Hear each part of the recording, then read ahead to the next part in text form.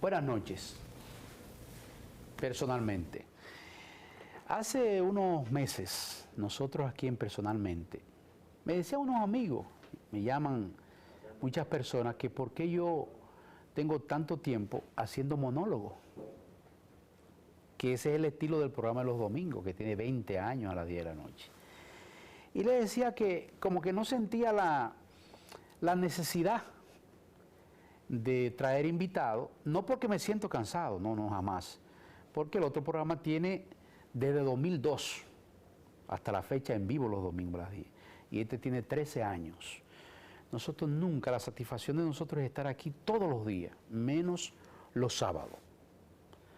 Y me decían que por qué, digo, no, es que me siento bien así y siento que los funcionarios, los ministros que trae aquí, como que se me olvidó el teléfono. Y no es que estoy cansado, pero hoy decidí traer un invitado, es un privilegio. Un privilegio. Hay que sentirse dignificado, compartir la ciudadanía como el invitado que nosotros tenemos hoy, Soto Jiménez. Dignificado hay que sentirse. Y ese es nuestro invitado en la noche de hoy para hablar de tantas cosas, del problema haitiano, del problema de Ucrania, del asunto de los libros que él escribe y muchas cosas más. Este hombre tiene para durar 2 meses hablando, pero lamentablemente este es un programa de 55 minutos. Cuando retornemos de la publicidad vamos a intercambiar conversación con Soto Jiménez.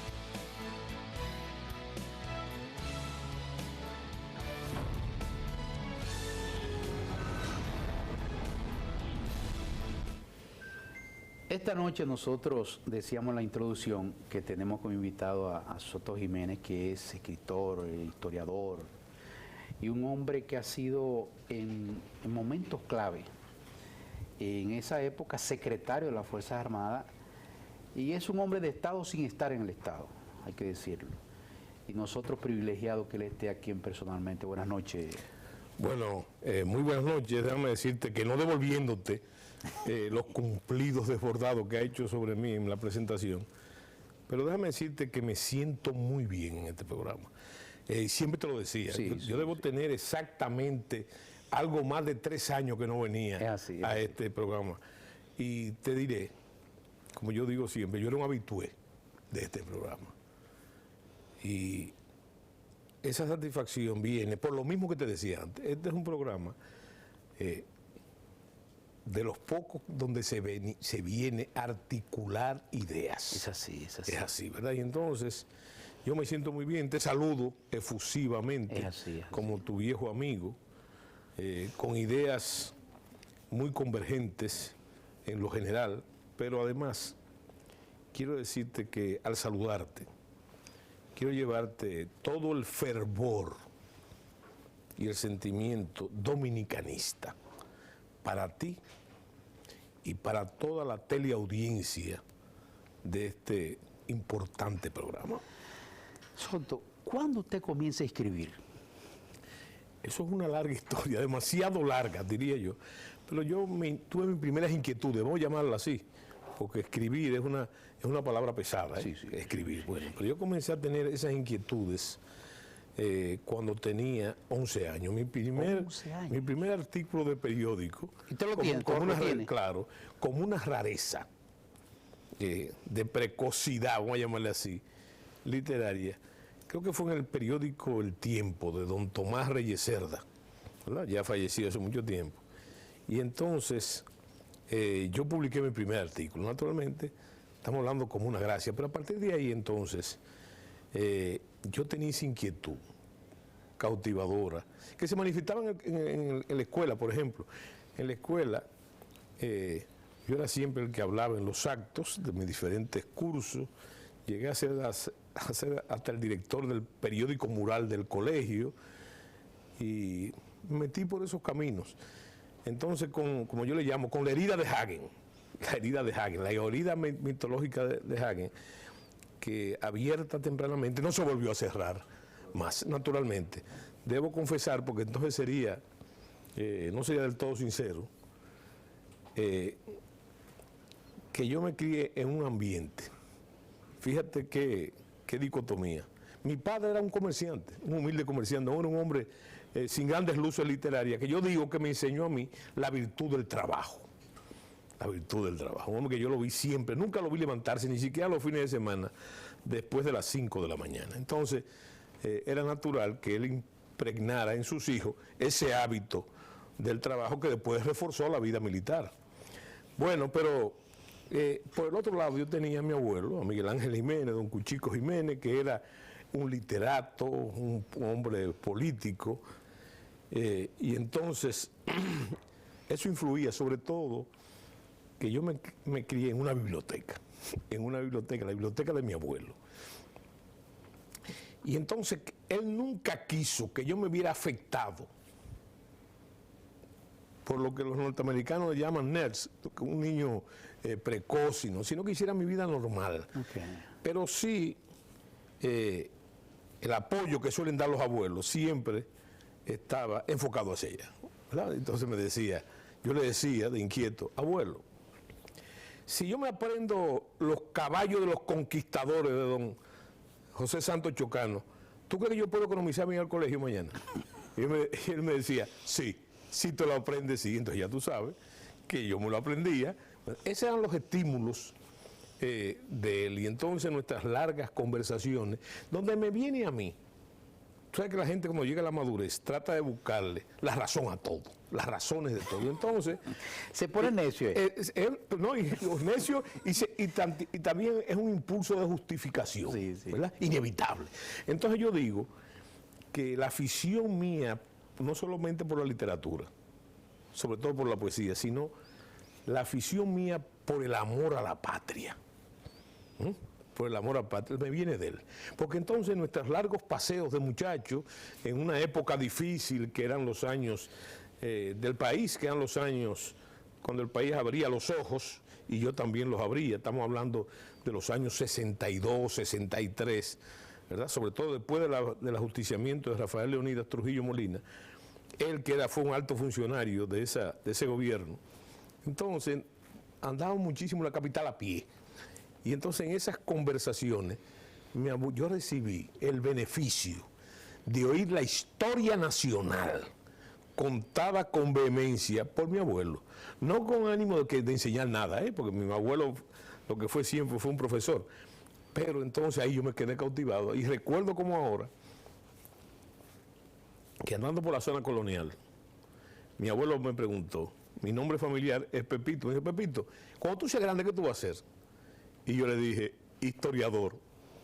Y él, riéndose, me dijo, bueno, pues te vas a morir de hambre. Bueno, de ahí viene naturalmente, eso es un proceso largo, dilatado, de formación. ¿Nunca se ha desilusionado esto? No, todo lo contrario.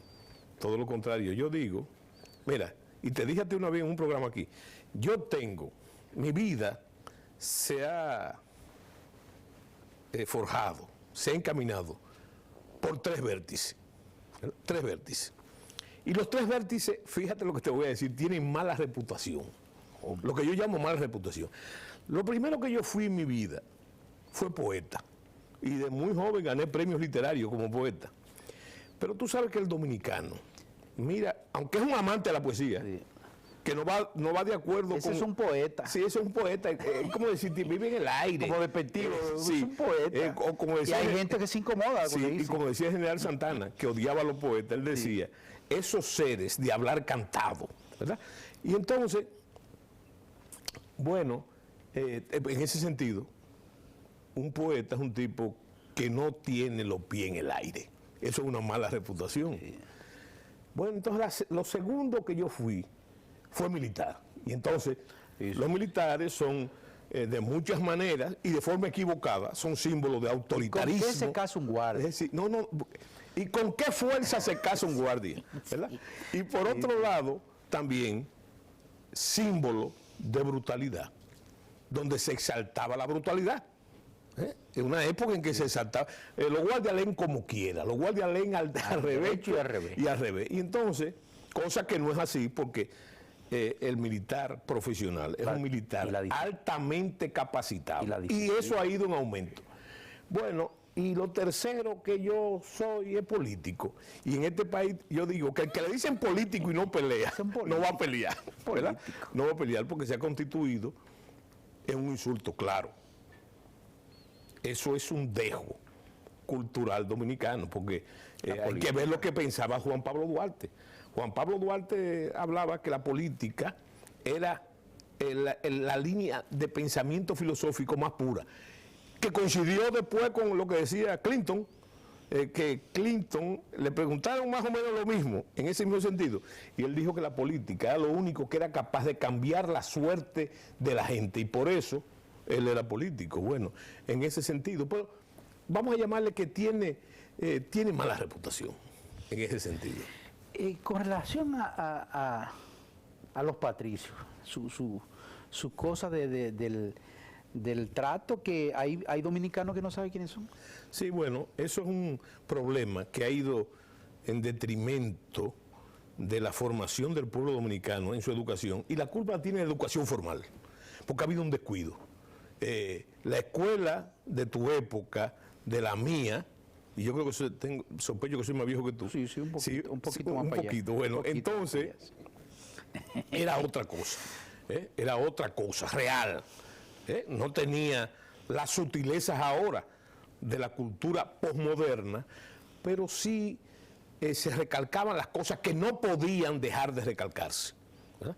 Y entonces, en ese sentido, yo pienso, es una gran tarea que se la han propuesto todos los gobiernos, ¿verdad? Y yo creo que, bueno, de ahí la lucha aquella famosa del 4% del presupuesto para elevar, para restaurar eso. ¿Y usted cree que ha valido la pena y se ha puesto en práctica ese 4% para...? Bueno, mira, ese es uno de los ganchos que tú sueles tirar, pero te voy a decir, te lo voy a responder sinceramente, yo pienso que no. Pero no solamente ahora, ¿no? Desde hace tiempo eso no se ha puesto, ¿verdad? Eso no ha sido... Ese esfuerzo y esa lucha no ha estado a la altura de las expectativas del pueblo dominicano. Y déjame decirte una cosa, si tú das un tiempo para atrás, y eso hay que saberlo, yo no sé si tú te acuerdas el alcance del famoso plan decenal. Sí. Eso estamos hablando del último gobierno, de los últimos gobiernos del doctor Balaguer, bueno, pero no se ha consolidado. Yo creo que hay una dejadez. ¿Qué es lo que usted cree que falta? Sobre todo en la historia. Mira, ¿Es la voluntad o Es un conjunto de casos que va muy de la mano de el deterioro de la sociedad con respecto a la transculturización, los aspectos negativos de la globalización, que tiene sus aspectos positivos, ¿verdad? Pero yo pienso que hay que volver a retomar el camino. Entonces tú me preguntaste de los padres de la patria, ¿verdad? Entonces, fíjate qué interesante, el historiador, el maestro Roberto Casá, actual director del archivo, acaba de decir una cosa interesante que yo coincido totalmente con él. Él dice, le hablaron de la tríada, ¿verdad? Entonces la tríada, yo pienso que hay que poner en su sitio la tríada. La tríada es un hecho histórico incontrovertible, ¿verdad? Producto del presidente Ulises Geró, del dictador Ulises Geró, el creador de la tríada y de su época también. Es un momento interesante en que se estaba rescatando la memoria, sobre todo de Juan Pablo Duarte. Pero hay que tomar en cuenta una cosa. Víctor Hugo decía que la cumbre del arte es la región de los iguales. ¿Qué quiere decir eso? Que llega un momento, hay un estadio donde tú no eres más grande, que si tú llegaste ahí, tú no eres más grande, es que está ahí arriba. El techo. Sí, el techo, ¿verdad? Bueno, pero hay que reconocer desde el punto de vista jerárquico, hay que tomar mucho en cuenta, y tú sabes que los guardias son enfermos con eso de la jerarquía, la disciplina, la autoridad, que el maestro fue Juan Pablo Duarte. Y eso es lo que decía Roberto Casá. Roberto Casá, bueno, está la tríada, pero el padre de la patria es Juan Pablo Duarte. Y los otros dos, y fíjate que no es una coincidencia, fueron sus principales discípulos. Y por lo tanto, él es el padre, él es el padre de la patria, y entonces ellos dos, aunque pudiesen tener en algún momento sus diferencias y sus cambios, sobre todo en lo temperamental, en el duro oficio, ingrato oficio de la política, sí hay que reconocer que uno fue el jefe y los otros sus discípulos. ¿Usted cree que se podría habitualmente usar el himno a Duarte como se usa el de la patria? Sí, el himno nacional. No, porque déjame decirte una cosa, y es una opinión muy personal. El himno nacional es realmente una pieza memorable y brillante. Si tú reparas, en el himno nacional está contada toda la historia nacional y también los dilemas de la política y de la dominicanidad. Hay muchos dominicanos. Óyeme, no se te olvides ese verso del himno nacional, de Proudhon, la letra de Proudhon. La música es excepcional, Proudhon, sí. Pero la letra de Proudhon lo dice todo, lo cuenta todo, inclusive ese dilema, ¿verdad? Y si pudo inconsulto caudillo, de esas glorias el brillo empañar, de la guerra se vio en capotillo, la bandera de fuego ondear. ¿Qué significa eso? ¿Sabes de quién es que están hablando? Están hablando de Pedro Santana. Y si pudo inconsulto caudillo, de esas glorias, ¿de qué gloria está hablando? De la gloria de febrero. Ahí está todo en el himno nacional. Cualquier respuesta que un dominicano de verdad, consciente, no importa su formación, quiere encontrarlo, está en el himno nacional, está en el himno. Por eso a mí me enseñaron, y a ti también, que el himno era el canto de la patria, ¿verdad? Y ese es el canto de la patria. Ahora, recuérdate, no solamente el himno a Duarte de don Ramón Emilio Jiménez, debiera cantarse como se cantaba en las escuelas. Es lo que le digo. Como se cantaba todos los días en las escuelas. No solamente el himno de Duarte, el himno de Mella, el himno de Sánchez. Se cantaba. Eso no. Es más, yo recuerdo que en cada colegio había un piano, para que los muchachos, y en cada colegio había una banda, ¿verdad? Y entonces... ¿Usted cree que existe una escuela con algo parecido a eso, ahora mismo? Bueno, déjame decirte una cosa. Desgraciadamente, entonces ahí entraremos ya en el problema de las clases sociales. Yo creo que el gran reto de la educación nacional es copiar el modelo de los colegios. Lamentablemente a los colegios no tienen acceso la mayoría, el país grandote, ¿verdad? Porque así está dividido el país. Sí. Hay un 0.05% del país que lo tiene todo. Ese es un país chiquitico, ¿verdad? Entonces hay otro país, que es el país mediano, que es la clase media, la baja pequeña burguesía de la que hablaba Juan Bosch. Pero el país grandote, donde se bate el cobre, es el país, es un 70%, que es el país de los marginados, el país de lo que se habla de la gran deuda social. Es de eso que estamos hablando. Y eso lo constituye todo. Ese país lo constituye, y el gran reto de la política está ahí. Soto, Sí. Duarte fue ejemplar en todo el sentido general de la palabra. Sí, pero naturalmente yo tengo una conferencia que Honesto, sin exagerar, transparente, leal. Óyeme, para adelantarte te voy a decir que Duarte es una figura que constituye en sí mismo un liderazgo ético y moral. Ahora bien, yo creo que yo he dado una conferencia, óyeme, sin exagerarte, más de 600 veces, por todo el país, en todas las escuelas y en todos los colegios del país entero. Wow. Óyeme, costeado por mí, por la fundación. Wow. Tú sabes cómo se llama, Duarte de carne y hueso. Porque si Duarte es el padre de la patria, así como yo te dije fuera de cámara, que un general tiene que parecerse a su ejército para poderlo mandar, entonces Duarte tiene que parecerse a nosotros. Tiene que parecerse a nosotros. Cuando un niño comienza a crecer, comienza a buscarse los lunares de su papá. Mira, yo tengo la nariz de tu papá. Bueno, pero yo lo que creo que un ejercicio prolongado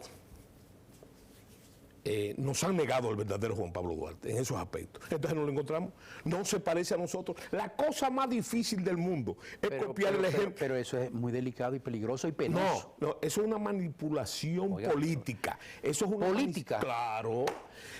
Mira, de Juan Pablo Duarte, hay que reconocerlo. De Juan Pablo Duarte se han dicho muchas cosas y todas las que se han dicho son buenas, a excepción de 2 o 3 descabezados por ahí, ¿verdad? Y desconsiderados, que han tratado de ofender la figura de Juan Pablo Duarte, ¿verdad? Pero lo que no se ha dicho, y que hay que decir, es que Duarte era un político, de pies a cabeza. Si tú dices eso, se rompe la ropa. Sí. Era un político. Y tú sabes lo que era Duarte también. Duarte era un revolucionario en el buen sentido de la palabra. Era un revolucionario. Y nada de lo que hizo Duarte, oye bien, Duarte fue muchas cosas.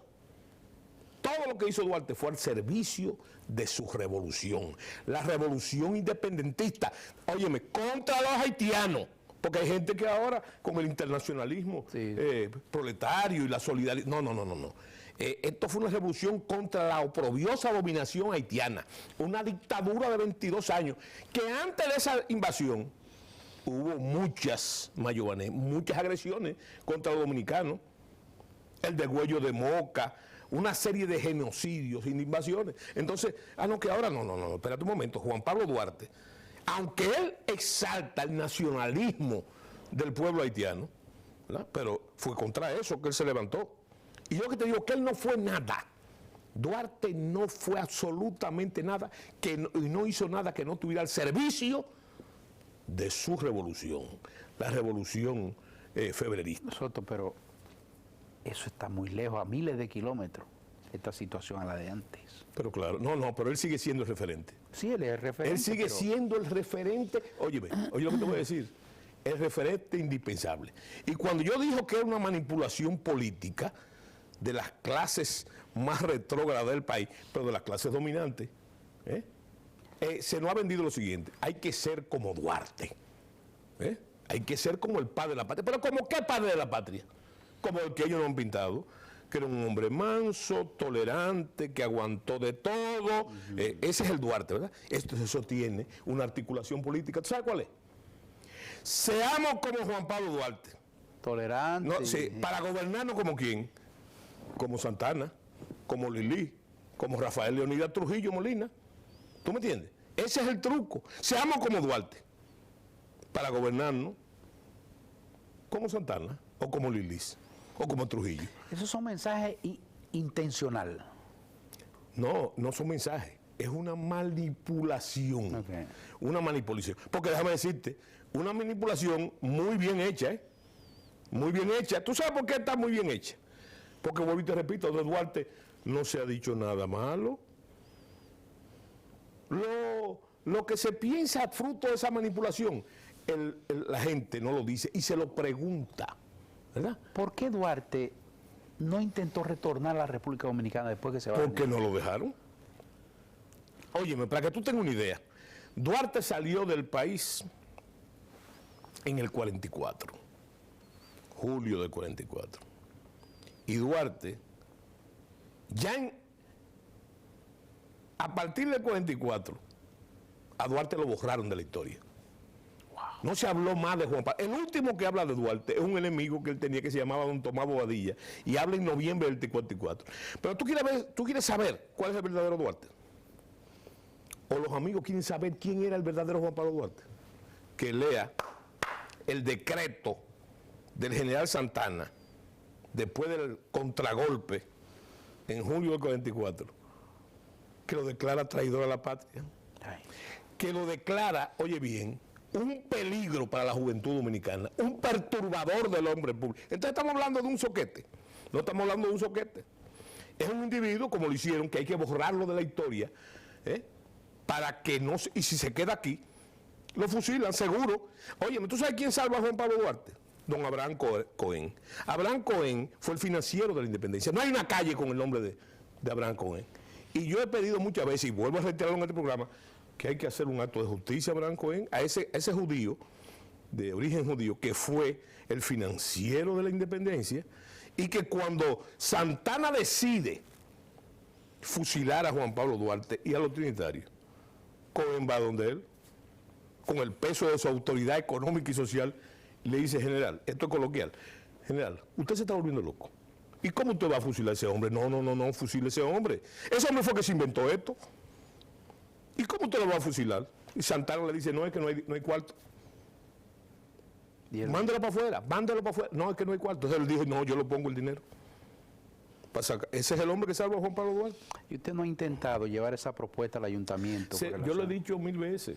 Pero haga el intento. 1000 veces, pero óyeme, debe hacerse una acción justificadora que debe comenzar en el plano historiográfico, en el plano intelectual, para resarcir, ¿verdad?, el nombre del hombre que salvó a Juan Pablo Duarte, pero que financió la independencia, que es el dueño de los barcos donde fueron a buscar a Duarte, fue el dueño de los barcos donde se libraron las primeras batallas navales, bajo el mando del almirante Cambiaso, ¿verdad? Entonces, yo lo que te digo que, como decía un amigo de nosotros, faltan muchas cosas por hacer, ¿verdad? Y entonces, una de esas son ese tipo de reparaciones. Pero está bien, porque lo más importante es lo que tú has dicho de la situación, ¿verdad?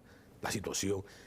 Que mira, si tú haces un estudio detallado, vas a ver que ciertamente la situación ha sido crítica, es crítica, pero yo creo que las crisis tienen la gran oportunidad de, si se enfrentan bien, de obtener grandes logros. Entonces, dentro de todo esto, yo creo que si tú coges el ideario de Juan Pablo Duarte, que la gente se cree que fue que Duarte se puso a escribir eso, ¿no?, sentado en sus... No. Eso es fruto de sus cartas, en su accionar político, ese ideario. Si tú le puedes dar respuesta a todo lo que está pasando, a eso, con ese pensamiento de Juan Pablo Duarte, tú puedes hacer grandes soluciones con el proyecto de constitución de Juan Pablo Duarte, donde Juan Pablo Duarte inclusive, y eso está de moda ahora, una discusión que hay, Duarte visualiza el poder municipal, lo considera uno de los poderes del Estado. O sea que Duarte tenía una visión comunitaria, totalmente comunitaria. Se visualizó las juntas de vecinos, visualizó el poder municipal. Oye. Pero mira, fíjate si estamos... Las recientes elecciones, donde surgió el gobierno del Partido Revolucionario Moderno, si tú haces un análisis, se ganaron en febrero. En febrero, cuando la suspensión. Claro, Sí. Se ganaron en febrero. Sí. Entonces, para que tú veas la visión de Juan Pablo Duarte, no en las elecciones, sino la visión de ese poder municipal que poco a poco ha ido tomando. Hay una gran discusión ahora, porque el presidente apoyó unos municipios. Bueno, el presidente apoyó, según lo que yo he visto, ¿verdad?, porque no me consta, más allá de lo noticioso, apoyó una serie de ayuntamientos y a muchos ayuntamientos, ¿verdad? Que yo creo que es correcto, porque siempre se ha dicho que los ayuntamientos no tienen presupuesto necesario. Es que no hay óyeme una cosa, todo eso pasó, lo que pasa es que la gente, el dominicano tiene la memoria dura. Tú ves, él fue, todo ese chismografía, porque el presidente Abinader fue al municipio, a Tamayo creo que fue la primera visita política que él hizo, ¿verdad? Entonces, ahí inicia ese programa de apoyo. Pero señores, Hipólito Mejía hizo lo mismo. ¿Tú no te recuerdas? ¿Cuál fue la primera? ¿Dónde se reunió el primer consejo de gobierno? Es que le han criticado a los gobiernos que no ayudan a los ayuntamientos. Claro. Entonces... No, y entonces hay que ver, eso comenzó con llevar los consejos de gobierno. Mucha gente habla de los asuntos ese, de la visita sorpresa, de Danilo, y de las visitas continuas y permanentes de los fines de semana del presidente. Pero eso no es nuevo. El presidente Hipólito Mejía hizo lo mismo. ¿Con qué instrumento? Los consejos de gobierno. Se reunió primero en Asia y después lo llevó a todas partes el consejo de gobierno para, como diría un político dominicano, para resolver ya, ¿verdad? Entonces, yo lo que te digo a ti, que los parámetros Lo que pasa es que el dominicano olvida y entonces a veces olvida, creo yo, por conveniencia. Eso que usted dice, el presidente lo dijo en Barahona, que la gente se le olvida las cosas. Pero claro, no, es que el dominicano tiene la memoria dura, ¿verdad? La memoria dura, pero con la memoria, eso Sí. para óyeme, hablando de nuevo de la historia, para lo único que sirve la historia, para lo único, es como referente. Sí. Hay una frase que usan ustedes mucho los comunicadores, los intelectuales, los académicos, que hablan de que los pueblos que olvidan su historia están condenados a repetirla. Eso es una media verdad. Porque yo creo que las cosas buenas de la historia no solamente hay que repetirlas, sino mejorarlas. Y las cosas malas, no repetirlas jamás. Pero mi querido amigo, Mayo Banex, mejor conocido entre sus amigos como Mayo, te voy a decir una cosa. Al dominicano le encanta tropezar 2 veces con la misma piedra. Ay, Dios mío. Y yo tengo la sospecha, pero es una sospecha ya de índole literaria, que cuando el dominicano no encuentra piedras en su camino, se la pone él para tropezar. Para tropezar. Una especie de Pero, óyeme, masoquismo. para tropezar, ¿sabe para qué? Para satisfacer su otra gran obsesión. ¿Sabe cuál es la obsesión del dominicano? El heroísmo. El heroísmo. Y el heroísmo lo ha hecho todo en este país, ¿verdad? Nos dio la independencia, la reconquista, la independencia, la restauración. Nos sigue dando todo, ¿verdad? Nosotros somos el país, Mayobané, con más héroes que hay. ¿Pero por qué? ¿Por qué hay tantos héroes? ¿Por qué? ¿Por qué hay tantos héroes? Y vivimos fabricando más héroes. ¿Sabes por qué? Porque nos hemos acostumbrado al heroísmo, que es la gran riqueza de las mujeres y los hombres dominicanos. Vámonos a una pequeña pausa, leve, porque no quiero perder tiempo y volvemos de una vez. Vamos.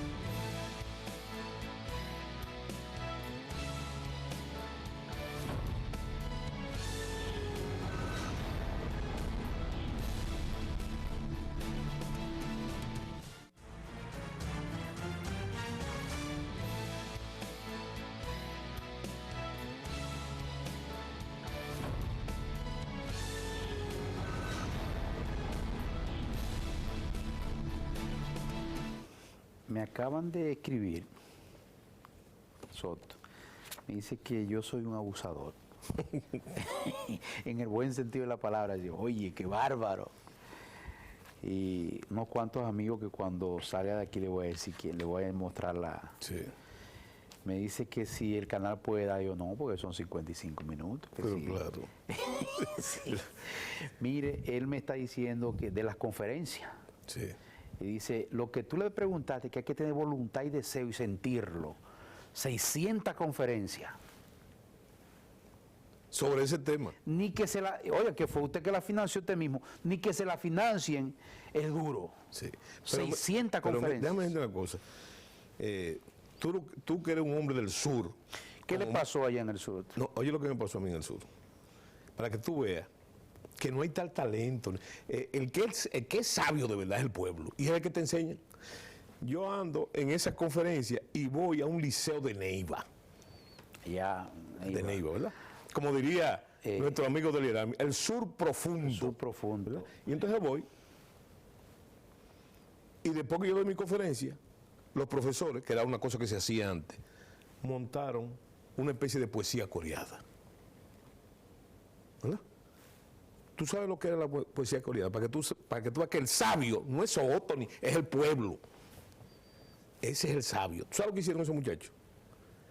Empezaron a discutir en la poesía, a corear los problemas del país, dándole respuesta con el pensamiento de Juan Pablo Duarte. Oigan, Yo recuerdo que una de las ¿le cosas... prepararon eso? ¿Qué? Eso, por ejemplo, en esos pleitos que se arman aquí de la jauría, decía hasta que no se castigue los traidores como se debe. O sea, se respondían así. Y entonces hablaba, recuerdo de Loma Miranda, que estaba de moda en esa época, de la Bahía de las Águilas, todo respondido por Juan Pablo Duarte y recitado por esos muchachos. Mira, ¿a quién se le ha ocurrido eso? Ni a los productores ni a los teatristas, se le ocurrió a esos muchachos de Neiva. Que por cierto, decía yo que hay que hacer, mi experiencia, hay que hacer un levantamiento. Yo soy cibaeño, ¿verdad? Y estoy muy orgulloso de eso, y hablo del Cibao, vivo embriagado con la tierra de María Santísima. Pero mira, hay que hacer un estudio estadístico, de eso es mucho que se hable. El sur debe tener la más alta cantidad de bachilleres del país. Para no decirte que hay regiones en el sur, sí, que esos son abogados todos, ¿verdad? Sí, sí, pero te voy a decir algo, yo lo conozco a fondo por las Fuerzas Armadas. ¿Tú sabes por qué? Porque yo lo dejé, cuando yo dejé de investigar a fondo eso, el 70%, y no es una... Tú sabes que a los dominicanos les gusta hablar del 70%. No. Yo recuerdo que el 70% de los integrantes de las Fuerzas Armadas vienen del sur. Y tú quieres decir una cosa, son excelentes soldados. ¿Tú sabes por qué son excelentes? Por la dureza de la vida económica en el sur.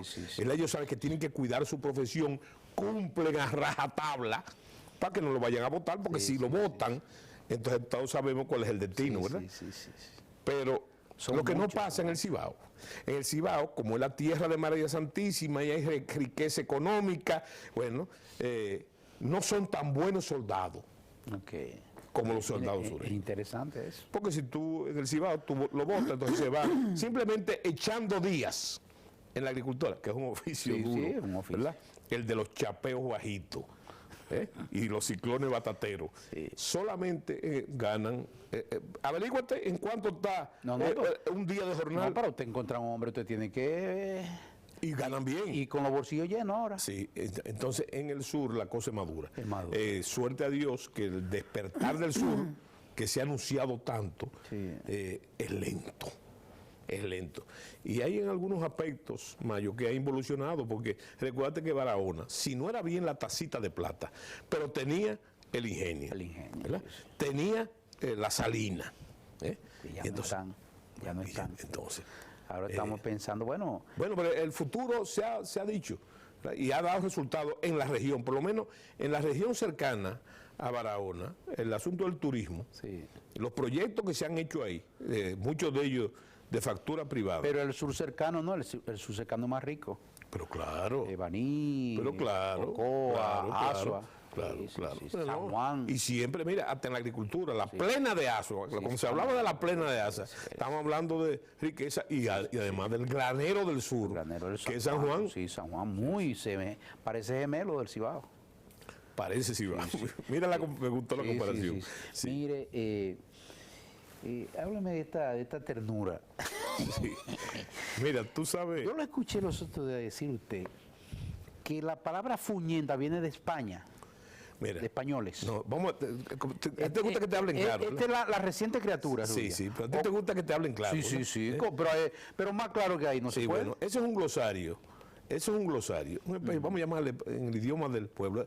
Ese glosario es un diccionario de frases, voces, refranes populares y de palabras populares que se han usado y que todavía se usan en la política dominicana. Porque por lo mismo que decían, por el impacto que tiene la avenencia de un país que fue rural, ya se ha ido evolucionando hacia el urbano, pero que embarazó toda la cultura dominicana, no solamente las Fuerzas Armadas, de la sabiduría popular del campesino, y eso sigue presente. Entonces, el nombre, ¿verdad?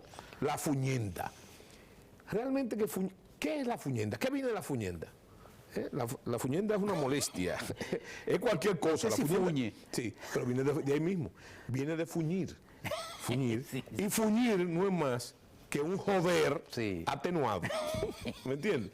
Y entonces, ¿por qué la fuñenda? Porque esas palabras, esa cultura es nuestra fuñenda, es nuestra voz secreta, porque ahí está decodificado en la principal actividad del dominicano, que es la política, ahí está decodificado nuestra forma de ser. Entonces tú me dirás, por ahí hay una contradicción. Soto, por ahí hay una contradicción, porque tú no acabas de decir que el país fue rural, que es urbano. Pero tú y yo sabemos, y todo el mundo sabe, que este país se ha hecho urbano por la migración campesina a las ciudades, a los centros urbanos. Pero la gente no toma en cuenta que ese campesino que vino a constituir los cinturones de miseria de las grandes ciudades, vino con su macuto. Un macuto, para los que no lo saben, es una mochila, ¿verdad?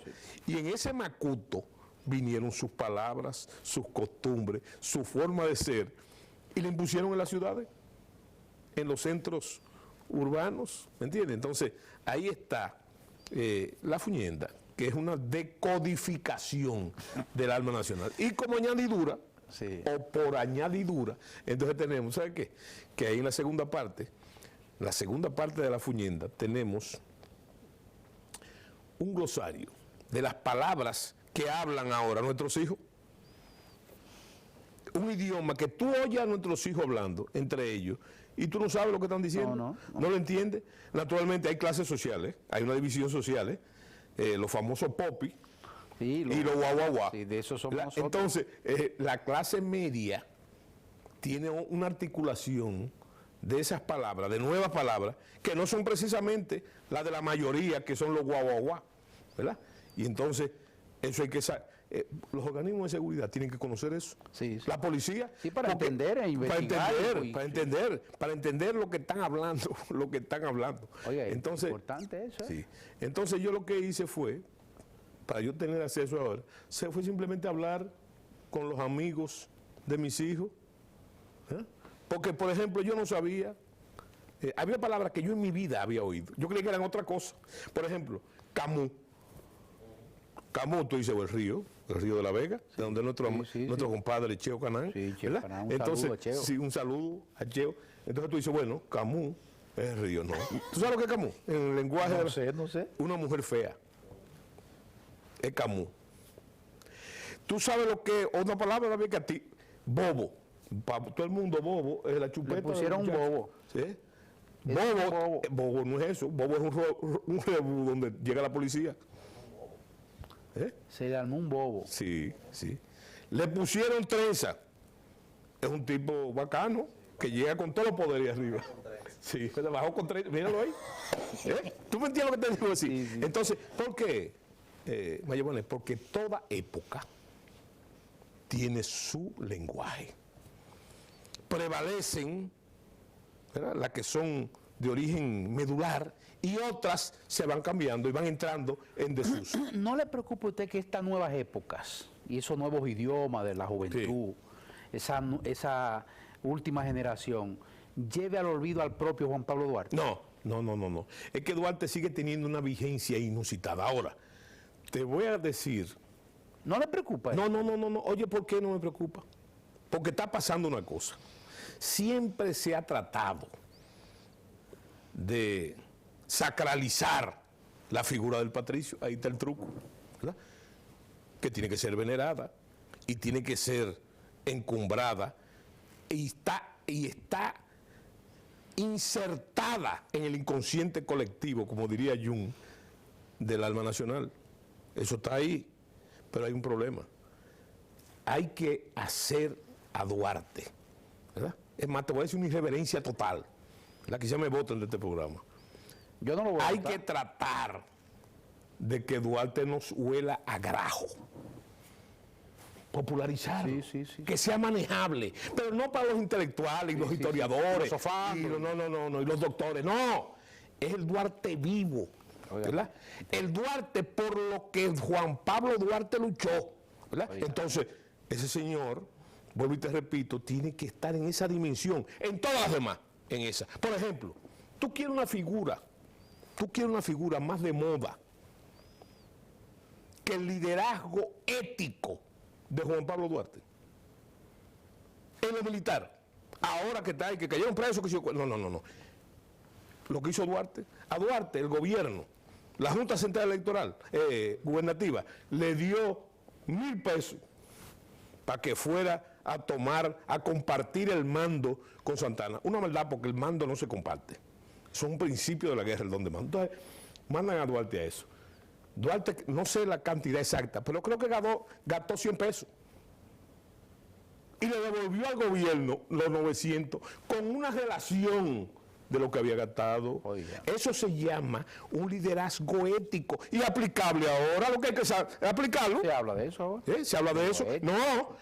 Las Fuerzas Armadas Dominicanas han hecho ahora una serie de actividades. Y hay que respetar porque cada mando tiene su proceso. No es que Soto, no. Óyeme, ¿tú sabes para qué? Para resaltar eso. El liderazgo ético del fundador de la República, que en otra cosa tú sabes que fue militar, ¿verdad? Y fue ascendido póstumamente a general de 4 estrellas. Creo que hay que poner la quinta, porque el presidente en equivalencia tiene 5. Comprométase aquí públicamente. Sí. Ya se fueron los minutos, fíjese qué rápido. Sí. En 5 segundos, háblame de eso. Bueno, eso es de ese bebecito. De ese bebecito no es más que los recuerdos. Fíjate de la trama. Son los recuerdos. Es un sargento retirado de la guardia amarilla, de la guardia de antes, ¿verdad? Que le está contando a su hijo, Trancajilo, que se va a enganchar a la guardia, todo trabajo que le va a pasar en la guardia, pero con el lenguaje, el argot militar, ¿verdad? El código secreto de los militares. Eso es los recuerdos de Trancajilo. Lo único malo de esto es que se acabó el programa. Sí. ¿Cuándo te vuelve por aquí? No, cuando tú me invites. ¿Tú recuerdas lo que decía el presidente Hipólito Mejía? Sí. Él decía, cuando me tocan bailo, ¿verdad? Si tú me invitas, vengo.